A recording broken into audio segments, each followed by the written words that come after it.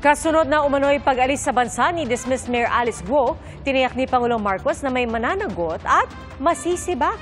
Inalerto na ng NBI ang Interpol pero ang hakbang ng gobyerno para mapabalik sa Pilipinas si Guo, kalkulado raw dahil wala pang nakasampang kaso sa korte. Saksi, si Sandra Aguinaldo. Nasaan na ba si Alice Guo? Ayon sa Bureau of Immigration, walang record na umalis siya sa bansa. Pero base sa nakuha nilang impormasyon, may record ng pagdating niya sa Malaysia, Singapore at Indonesia. Patuloy na iniimbestigahan kung sino ang mga tumulong kay Guo. 3 ang tinitingnang posibleng exit point: ang Hilagang Luzon, Katimugang Luzon at Mindanao Backdoor. Ano't anuman, sumakay man ng eroplano o barko, ayon sa PAOK, nakapagtataka na walang nag-report sa immigration, sa aviation regulation agencies o sa maritime agencies sa pag-alis ni Guo. Pagtitiyak ni Pangulong Bongbong Marcos, may masisibak ang pagpuslit nila ni Guo, pagpapakita ng katiwalian na nagpapahina sa justice system sa bansa at sa tiwala ng publiko sa pamahalaan. Sabi pa ng Pangulo, ilalantad ang mga nasa likod nito. Isang malawakang investigasyon na raw ang isinasagawa para matukoy ang mga tumulong kay Guo sa kanyang pagpuslit at sila ay masususpindi at papapanagutin sa batas. Sa ngayon, pinakakansela na ng pamahalaan ng pasaporte ni Guo, kanyang pamilya at isa pang kasabwat umano sa operasyon ng iligal na pogo.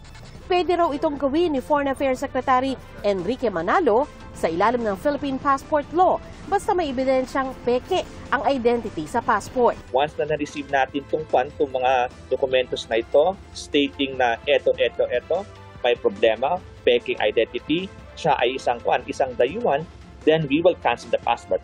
Otherwise, ang requirement nito would be a court order directing us to cancel.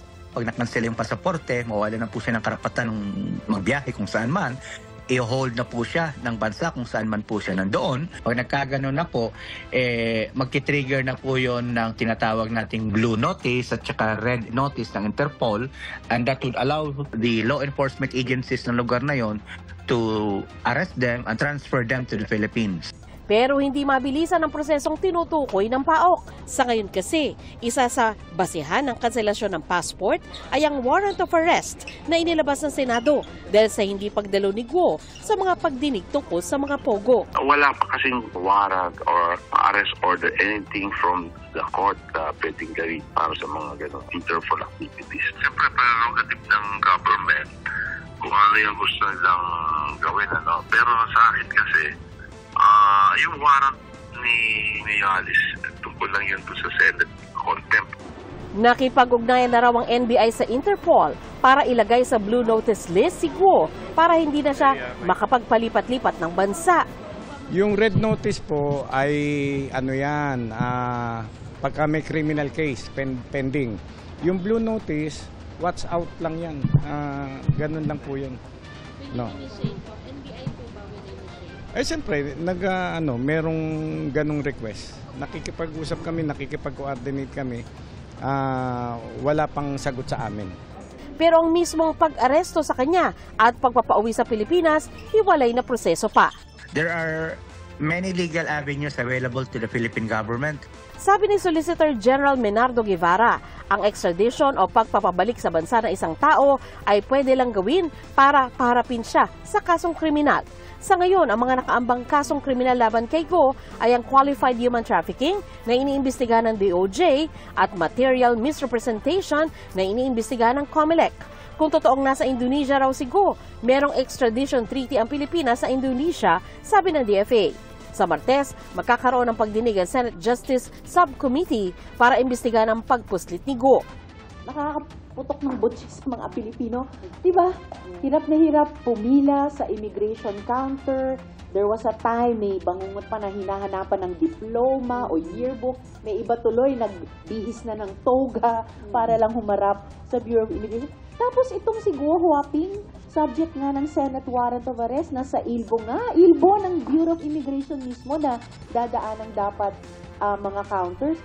Akala mo ginagawang express lane ang Bureau of Immigration ng ating bansa. Masyado namang feeling, di ba? Isa sa mga ipatatawag sa pagdinig, ang notaryo na nagsabing humarap sa kanya si Guo. Kung totoo man na labas-masok siya dito, nakatakas siya noon, pero pabalik-balik pa rin dito. All the more, maitatanong, paano nangyayari yun? Isang tao na wanted ng Senate on the strength of our warrant of arrest, makakaalis lamang at makakabalik kung kailan niya gusto. Hindi yan acceptable dito sa atin. At mukhang naging concern na rin ng mga authorities. Imposibleng nakaalis siya, nakatakas siya, na walang ni isang tumulong sa kanya na dapat sa halip ay pinigilan ng pag-alis niya. Ang Senate Committee on Women and Children naman, tuloy pa rin daw ang pagdinig sa mga illegal na pogo. Para sa GMA Integrated News, ako si Sandra Aguinaldo, ang inyong saksi.